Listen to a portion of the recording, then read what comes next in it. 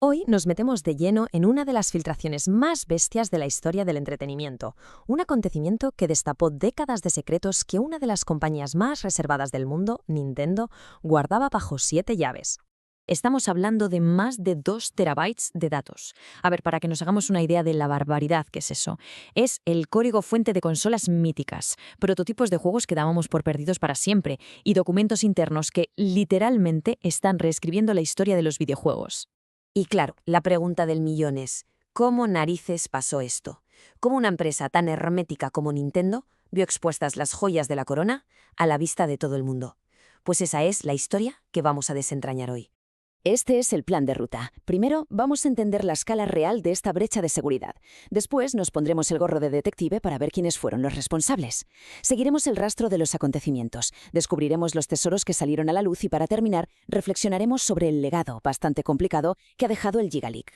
Muy bien, pues empecemos por el principio. ¿Qué fue exactamente el Gigaleak y por qué se dice que es algo que no tiene precedentes?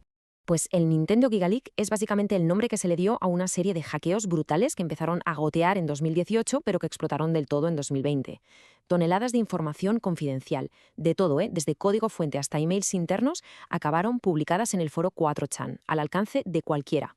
Y ojo, el nombre de Gigaleak viene porque una de las primeras tantas de archivos ya pesaba 3 gigas. Casi nada.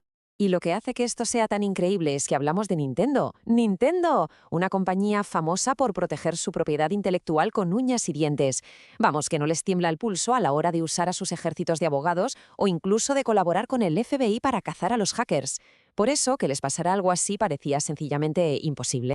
Entonces, si Nintendo era como un búnker, ¿quién consiguió entrar? Pues eso nos lleva directamente a la segunda parte. ¿Quiénes fueron los hackers y de dónde salió todo?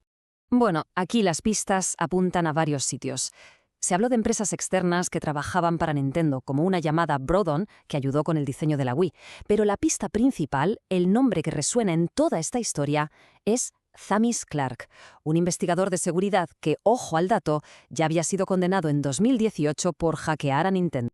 La teoría es que Clark compartió todo el material que robó con varios conocidos, y fueron ellos los que, tiempo después, empezaron a soltarlo todo en 4chan, poco a poco, como en oleadas. O sea, Clark puso la bomba, pero fueron otros los que la hicieron estallar. Y así fue como un pequeño goteo se convirtió en una auténtica inundación. Vamos a ver cómo fue escalando la cosa, porque es de locos. La cosa empieza en 2018, de forma discreta, con demos de Pokémon y cosillas así. Pero en 2020 se desata el caos. En mayo, ¡pum!, aparece el código fuente de la N64, la GameCube y la Wii. En julio, el Gigaleak en sí mismo, con todos los secretos de SNES y N64. El resto del año fue un no parar de prototipos y juegos cancelados, hasta que en diciembre se filtraron diseños de la mismísima Switch. Y por si fuera poco, la historia tuvo una secuela en 2024 con el Teraleak, que afectó a Game Freak, los creadores de Pokémon. Pero más allá de las fechas, lo verdaderamente alucinante es lo que había dentro de todos esos archivos. Vamos a lo bueno, a los tesoros que se encontraron. Agárrense, porque entre los hallazgos había prototipos de consolas que nos volaron la cabeza. Imagínense, una GameCube portátil con su pantalla y su base para conectarla a la tele. Vamos, una Switch pero una década antes. O una Wii capaz de sacar gráficos en HD, propuesta para 2005. Y lo más raro, un primer diseño de la Switch con una pantalla redonda. Las filtraciones también confirmaron leyendas urbanas que llevaban años circulando. El famoso Luigi de Super Mario 64 resultó ser real. Ahí estaba su modelo 3D, demostrando que sí, que hubo planes para un modo cooperativo. También aparecieron niveles perdidos de una expansión de Zelda Ocarina of Time. Y una joya para los oídos, los archivos de audio originales, sin comprimir, de la banda sonora de Super Mario World. Una pasada. Y no solo eran ideas o personajes, es que salieron juegos enteros. Se encontró un tal Super Donkey, que no era otra cosa que un prototipo del que luego sería Yoshi's Island, o Pokémon Picross para la Game Boy Color, un juego que se canceló y que solo habíamos visto en fotos de revistas, y hasta una versión de Balloon Fight para la Famicom Disk System que nadie sabía que existía. Vale, todos estos descubrimientos son una maravilla, pero claro, también abrieron una caja de Pandora.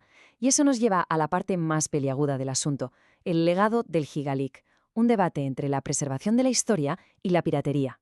Y aquí están las dos caras de la moneda. Por un lado, para los historiadores del videojuego esto es oro puro. Es como poder entrar en el taller de un genio y ver todos sus bocetos. Pero por el otro, es una amenaza de seguridad gigantesca. Con el código fuente en la mano se pueden hacer emuladores perfectos o incluso consolas clónicas, facilitando la piratería a un nivel nunca visto. Mirad, esta frase del equipo que desarrolla el emulador Dolphin lo resume perfectamente. Si usamos cualquier cosa de una filtración, Dolphin deja de ser legal y Nintendo nos cerrará. Esto te da una idea del campo de minas legal que se creó. La gente que hace emuladores tiene que trabajar a ciegas, recreándolo todo sin ver el código original. Usar este material robado es cruzar una línea roja. ¿Y Nintendo qué decía? Pues durante mucho tiempo lo que mejor sabe hacer, guardar silencio. Pero en junio de 2022, en una junta de accionistas, por fin lo reconoció.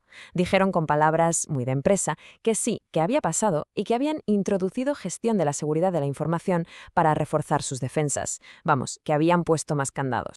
Al final lo que ha pasado es que la receta secreta de consolas como la Wii ahora es pública. Su ingeniería, sus decisiones de diseño, los caminos que no tomaron, todo está ahí, a la vista de todos. Y esto plantea una pregunta muy seria, no solo para Nintendo, sino para toda la industria. Y con esto llegamos a la reflexión final. Cuando los secretos de una empresa se convierten en historia digital, ¿quién debería ser el guardián de esa historia? ¿La propia compañía que la creó y la quiso mantener oculta? ¿O el público, que ahora tiene acceso a ella? Una pregunta sin una respuesta fácil y que define perfectamente el complejo legado del Gigaleak.